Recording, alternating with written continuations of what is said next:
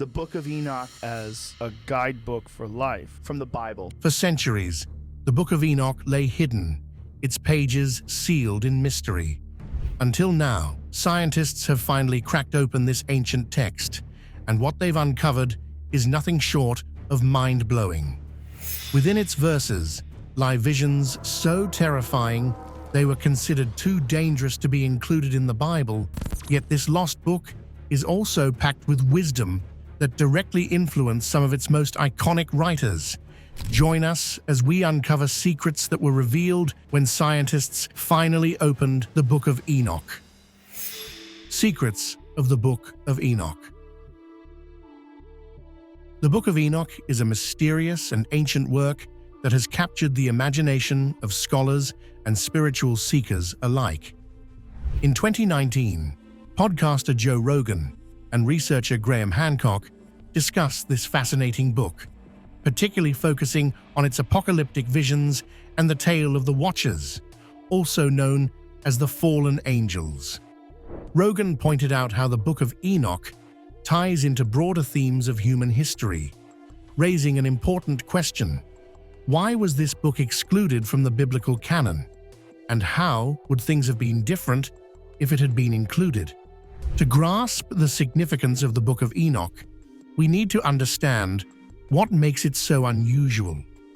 The Book of Enoch is divided into 5 distinct sections, each contributing a unique perspective on the mysteries of creation, divine justice, and the fate of humanity. The Book of the Watchers is the first section of the Book of Enoch, consisting of 36 chapters that dive into one of the most fascinating and mysterious narratives in ancient religious texts. The story begins with a dramatic account of angels, known as the Watchers, descending to earth. These angels are drawn by the beauty of human women, and they make a fateful decision to abandon their heavenly duties to marry them. This event sets off a chain of cosmic consequences that shape the rest of the narrative. In the beginning, the Watchers are portrayed as powerful and noble beings sent to Earth to watch over humanity. However, their descent marks the start of a great corruption. The angels take human wives, an act that is forbidden and marks their rebellion against the divine order. These unions produce offspring, called the Nephilim, who are giant, monstrous beings that wreak havoc on Earth. Their strength and size allow them to consume human beings, leading to widespread destruction. The Nephilim's violent actions and the teachings they receive from their angelic fathers spread corruption and evil across the earth. The arts and knowledge they impart, ranging from sorcery to the making of weapons, result in warfare, strife, and the breakdown of moral order. As the situation worsens, the earth becomes filled with bloodshed and chaos, and the cries of humanity reach the heavens. The Watchers, realizing the enormity of their sins, seek redemption. They ask Enoch, a righteous man who has remained faithful to God, to act as an intermediary between them and the Almighty. Enoch, who is described as a visionary and prophet, is tasked with delivering their plea for mercy. He ascends to the heavens and is shown an array of divine revelations, including the workings of the natural world and the reasons behind the Watcher's inevitable judgment. In his heavenly journey, Enoch is told that the Watchers cannot be forgiven for their transgressions. Their actions have caused irreversible damage to the natural order and have tainted the purity of creation. God reveals to Enoch that the Watchers, along with their Nephilim offspring, will be bound in chains and cast into a pit as punishment for their rebellion. This fate of eternal imprisonment is a reflection of their severe violation of divine law, and the punishment serves as a warning to others about the consequences of defying God's will.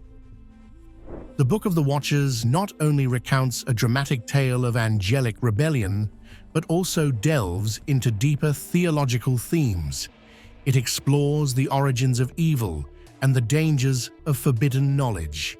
The Watchers teach humanity arts and sciences that are meant to remain hidden, unleashing a tide of violence and darkness. It also introduces the idea of divine judgment and the ultimate accountability of those who sin against God's creation. Although the Book of the Watchers is not part of the canonical Bible for most Christian traditions, it has had a significant impact on religious thought. The themes of divine judgment, angelic fall, and the Nephilim have influenced later theological discussions and inspired various works of literature and art.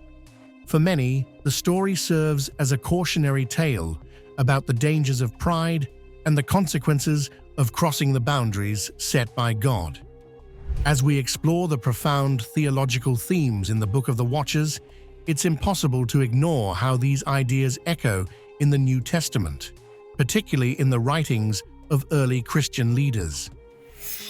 Enoch and New Testament. The relationship between the Book of Enoch and certain books in the New Testament, particularly Jude and 2 Peter, offers a fascinating look at how early Christian writers were influenced by ideas that were ultimately left out of the Bible. While many people know that Jude quotes the Book of Enoch in verses 14-15, the deeper connection between 1 Enoch and both Jude and 2 Peter, especially regarding their shared ideas about judgment, fallen angels, and false teachers, is often overlooked. By closely comparing these texts, we can better understand how early Christians shaped their beliefs and how they drew from both biblical and non-biblical sources.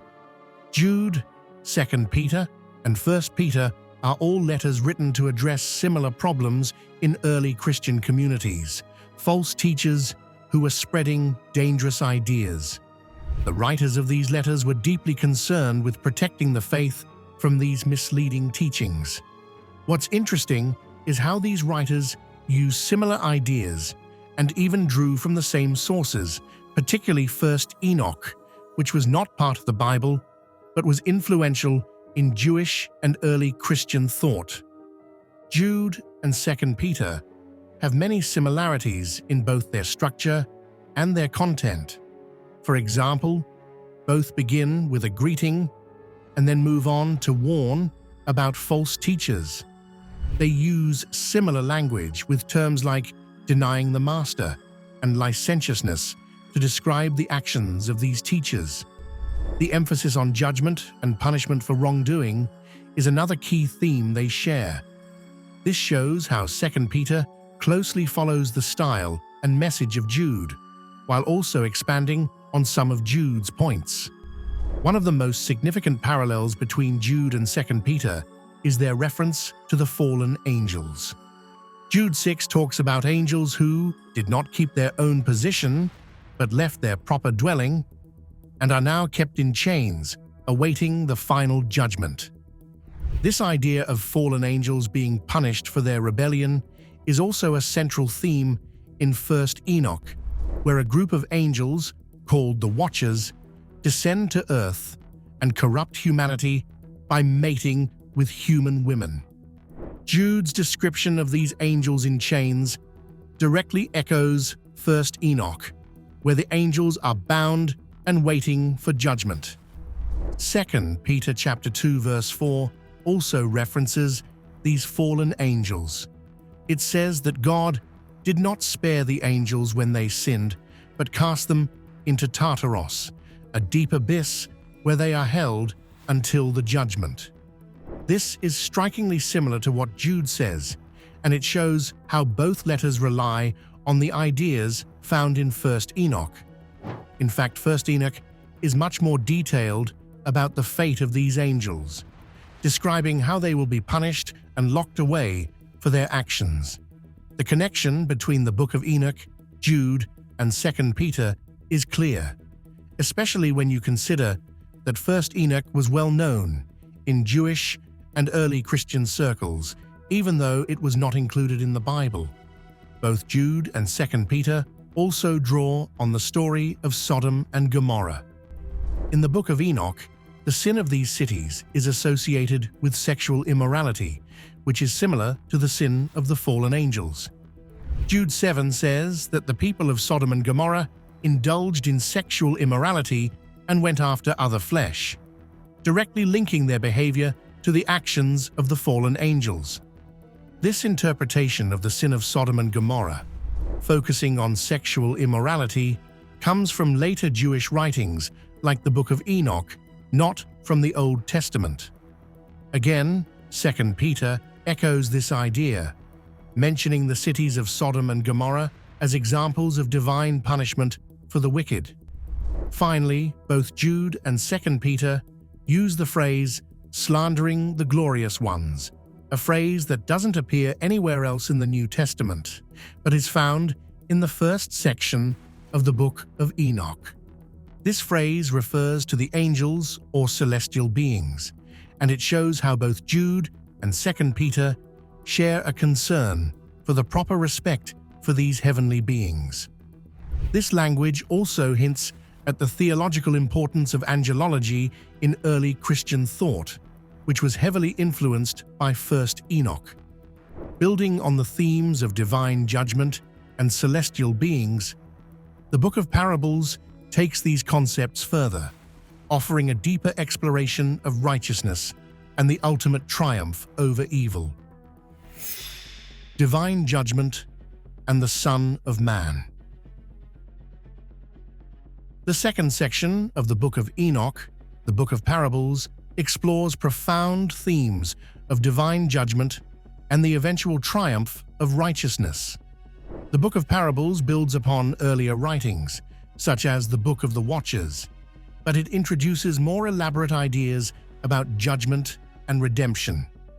While the Watchers focuses on fallen angels and their corrupting influence on humanity, the parables expand this scope, exploring the destiny of both heavenly beings and earthly rulers.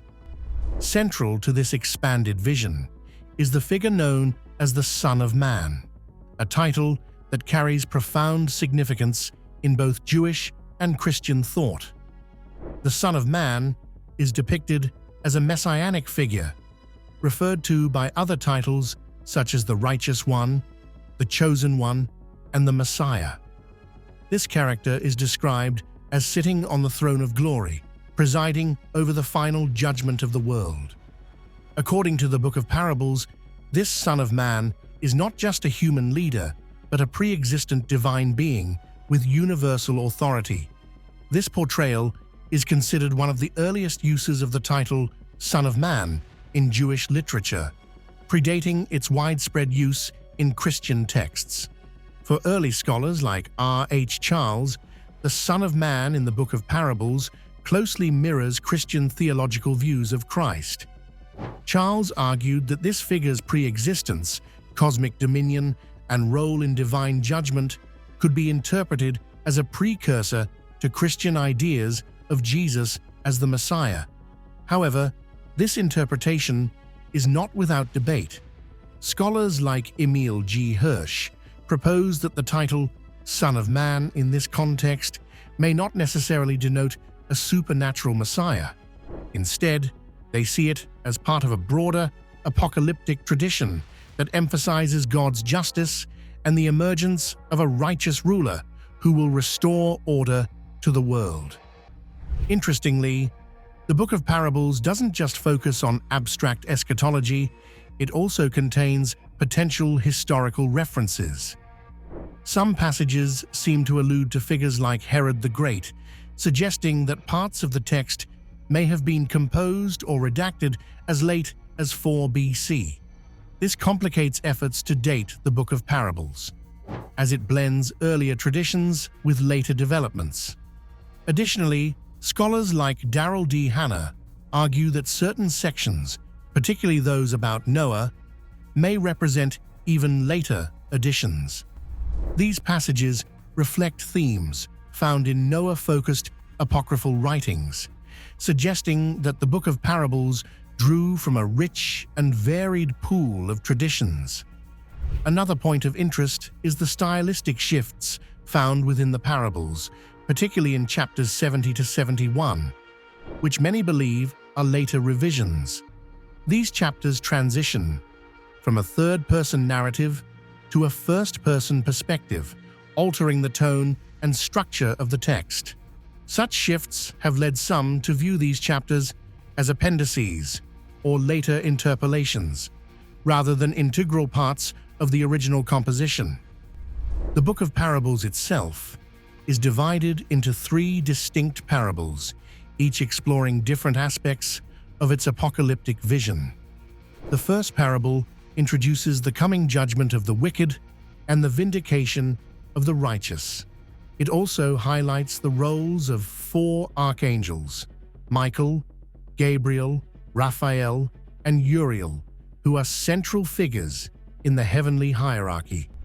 The second parable delves deeper into the fate of the unrighteous and apostates, envisioning a world renewed through the establishment of a new heaven and earth.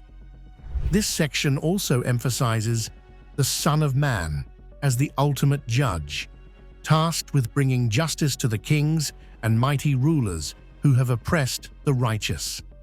The third parable dives deep into themes of judgment, redemption, and cosmic renewal.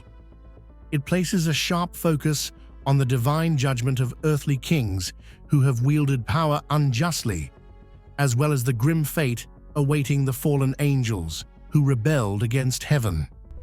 This parable also ties these judgments to the larger narrative of purifying the world, envisioning a future where righteousness prevails and all corruption is swept away. An especially intriguing aspect of this parable is its connection to the story of Noah's flood. It foretells the great deluge, framing it not just as a catastrophic event, but as a pivotal act of divine intervention to cleanse the earth of wickedness. The preservation of Noah and his family is portrayed as an essential step in ensuring the survival of humanity and the continuation of God's plan. By linking this foundational story to its broader eschatological themes, the parable suggests a pattern of divine justice, one where moments of destruction are ultimately acts of renewal and grace. The concluding chapters of the Book of Parables bring the narrative full circle with a breathtaking vision of Enoch's ascent to heaven. These chapters emphasize Enoch's unique role, presenting him as an exalted figure who stands as both a symbol of the righteous and a bridge between the human and divine realms. His heavenly journey and the 2 earlier visions leading up to the final judgment highlight his unparalleled closeness to God and his deep understanding of the divine mysteries. As the parable of Noah's flood transitions into a vision of divine justice, the narrative expands once more, shifting from earthly judgment to the very heavens themselves, where Enoch is granted a profound understanding of the cosmic order, celestial secrets, and prophetic warnings. The third section, the Book of the Heavenly Luminaries, also known as the Astronomical Book, shifts the focus to the cosmos. In this part, Enoch is granted knowledge of the movements of the sun, moon, and stars, revealing a divine order underlying the universe. This text describes a solar calendar, which contrasts with the lunar calendar used by many ancient cultures, including the Hebrews of Enoch's time. The solar calendar, with its 364 days, is presented as a perfect reflection of divine timekeeping. Enoch explains how celestial bodies move according to fixed paths and how their cycles influence earthly phenomena. What makes this section particularly intriguing is its blend of scientific observation and theological insight. It suggests a worldview where astronomy is not merely about understanding the heavens, but also about connecting with the divine. This part of the text has fascinated historians as it sheds light on the ancient interplay between science, religion, and culture. In the Book of Dream Visions, the narrative takes a more symbolic turn. Enoch recounts two powerful dreams that offer prophetic insights into the history and future of humanity. The first dream foretells the Great Flood, emphasizing the consequences of human corruption and the eventual renewal of the earth. This vision resonates with the broader themes of divine justice and redemption found throughout the Book of Enoch.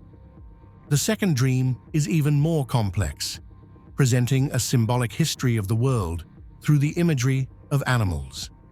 In this allegory, different animals represent various nations and peoples. For example, sheep symbolize Israel, while other animals like wolves and lions represent its adversaries. This dream traces the journey of humanity from the creation of Adam to the establishment of the Messianic kingdom, offering a cosmic perspective on the struggles and triumphs of God's chosen people. This section's rich use of symbolism has sparked extensive interpretation, with readers finding parallels between its imagery and historical events. The final section, the Book of the Epistle of Enoch, serves as a conclusion and a call to action. Here, Enoch addresses the righteous, encouraging them to remain steadfast in their faith despite the challenges they face. He also issues stern warnings to sinners, describing the judgment that awaits them if they refuse to repent. This part of the text emphasizes the moral and ethical dimensions of Enoch's message, focusing on the choices individuals make and their eternal consequences. It contains revelations about the future, including the resurrection of the dead and the final judgment. The tone is both urgent and hopeful, underscoring the inevitability of divine justice, while reassuring the faithful of their ultimate reward. This section highlights the duality of hope and warning that runs throughout the Book of Enoch, making it a deeply personal and spiritual text. Each of these sections contributes to the Book of Enoch's enduring appeal. As we move from Enoch's call to action and prophetic warnings, it's equally important to explore the scholars who have carefully analyzed this ancient text, uncovering its rich historical context and far-reaching influence. Enoch's influence on faith and mysticism. Scholars like Ephraim Isaac and George W. Nicholsburg have studied the Book of Enoch in depth. Isaac, who translated and edited parts of 1st Enoch for the Old Testament pseudepigrapha, explains that its sections span a timeline from roughly 200 BC to 160 AD. Nicholsburg describes it as a collection of apocalyptic traditions rooted in the last 3 centuries BC, with its themes continuing to resonate long after. Fragments discovered in the Qumran caves suggest the oldest parts of the Book of Enoch, like the Book of the Watchers, were written between 200 and 150 BC. However, some ideas in the text may date back even earlier, possibly to the 3rd century BC. The astronomical book also aligns with this period, focusing on the cosmos and celestial order. Scholars like Margaret Barker argue that the roots of Enochic thought extend even further, tracing back to the First Temple period before 586 BC. David Jackson suggests that Enochic Judaism, a distinct strand of Jewish tradition, shaped the beliefs of the Qumran community, the group linked to the Dead Sea Scrolls. Classical rabbinic literature, though, largely ignores Enoch and the texts associated with him, likely as part of a deliberate effort to distance themselves from Enochic traditions. Yet the Book of Enoch had a profound influence on Jewish mysticism. Gershom Scholem, a leading scholar of Jewish mysticism, noted that elements of later Merkaba mysticism, focused on divine chariots and heavenly realms, are deeply rooted in the visions described in the Book of Enoch. The text's detailed account of God's throne in 1 Enoch chapter 14, for instance, had a lasting impact on mystical thought and provided one of the earliest depictions of celestial realms. The influence of the Book of Enoch extended beyond Judaism, profoundly shaping early Christian theology. Its ideas influenced key Christian doctrines, such as the concept of the Son of Man, the nature of the Messiah, the resurrection, and the end times. Early church fathers like Justin Martyr, Irenaeus, and Origen referenced the book, sometimes praising its insights, and at other times engaging critically with its ideas. Although it was eventually labeled apocryphal in most Christian traditions, it remained canonical in the Ethiopian Orthodox Church, where it is still revered today.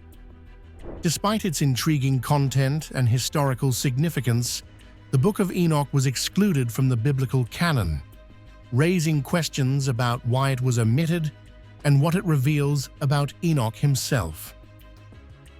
Now it's time for today's subscriber pick. For centuries, the Book of Enoch was nothing more than a legend, whispered about in ancient texts and hidden from the world.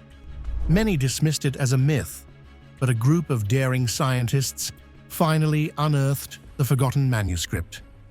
After years of research and careful deciphering, they opened the Book of Enoch, and the consequences were far beyond anything they expected.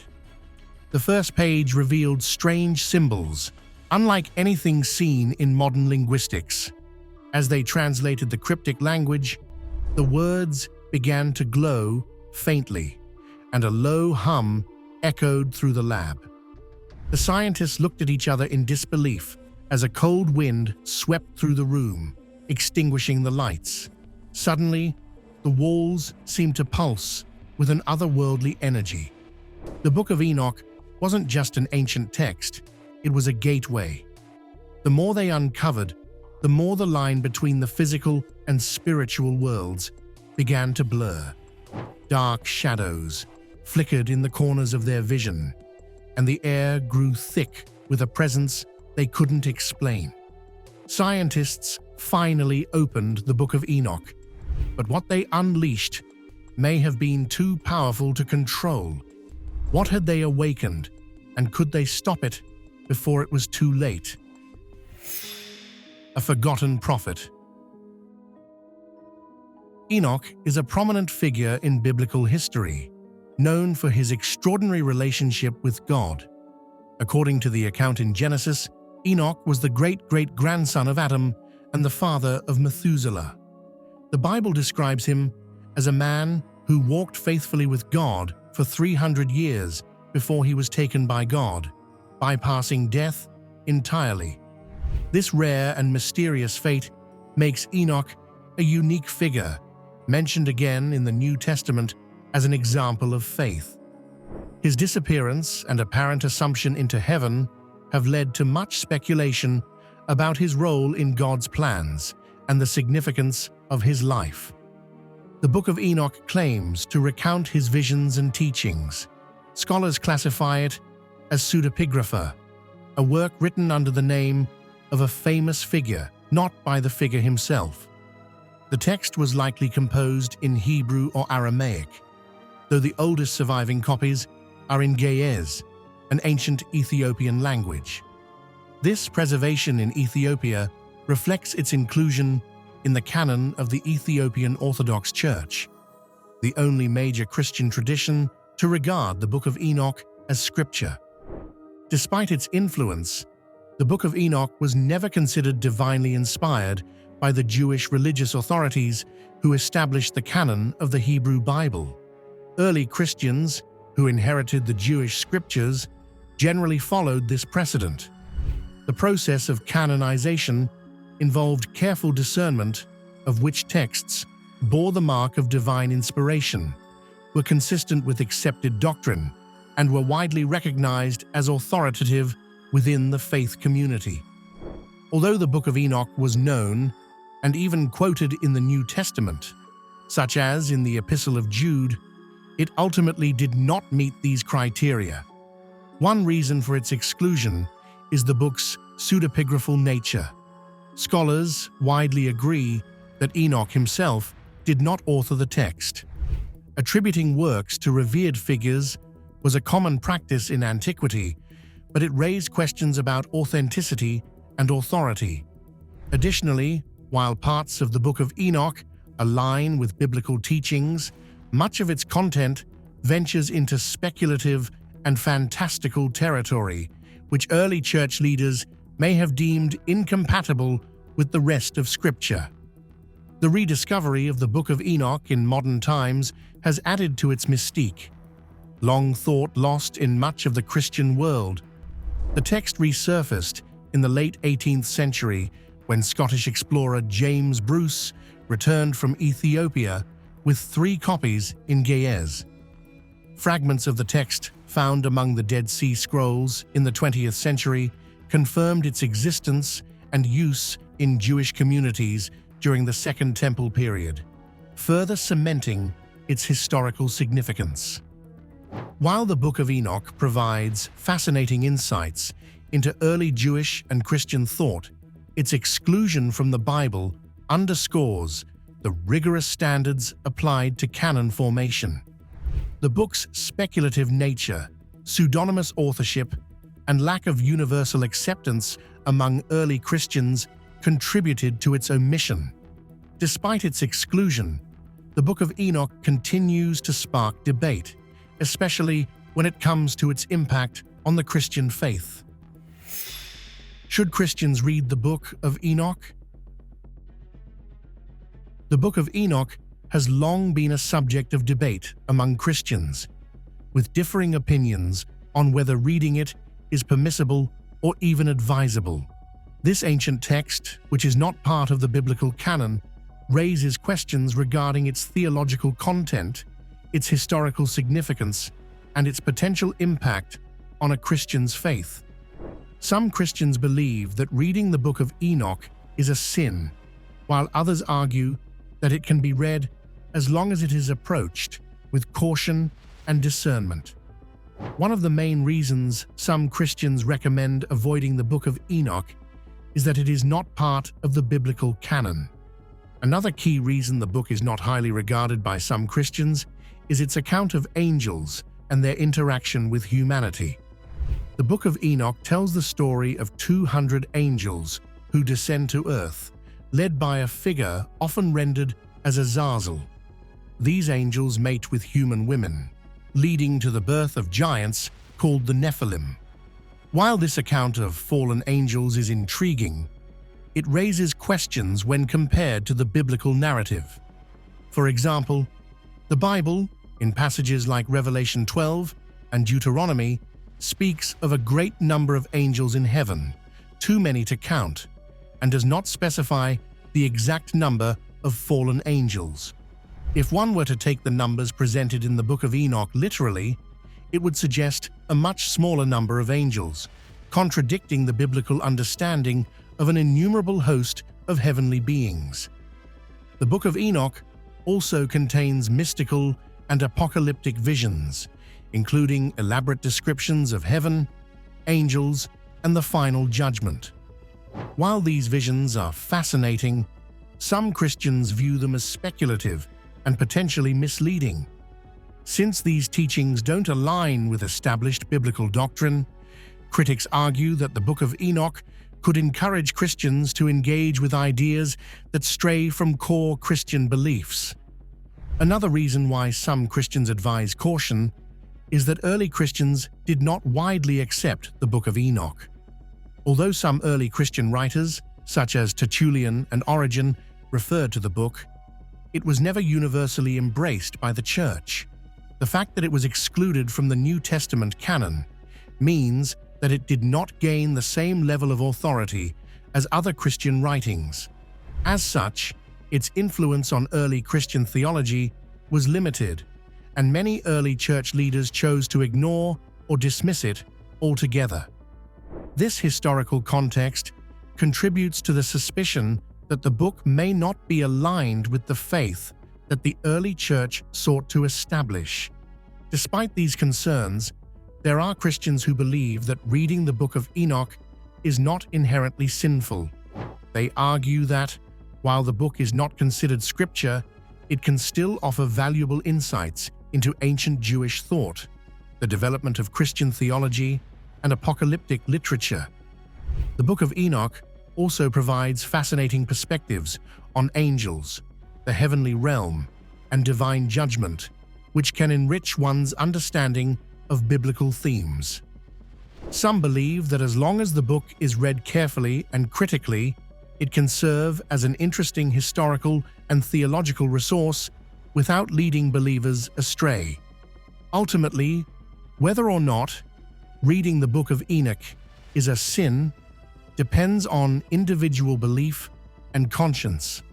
Since the Bible does not explicitly forbid reading it, the decision rests with each Christian.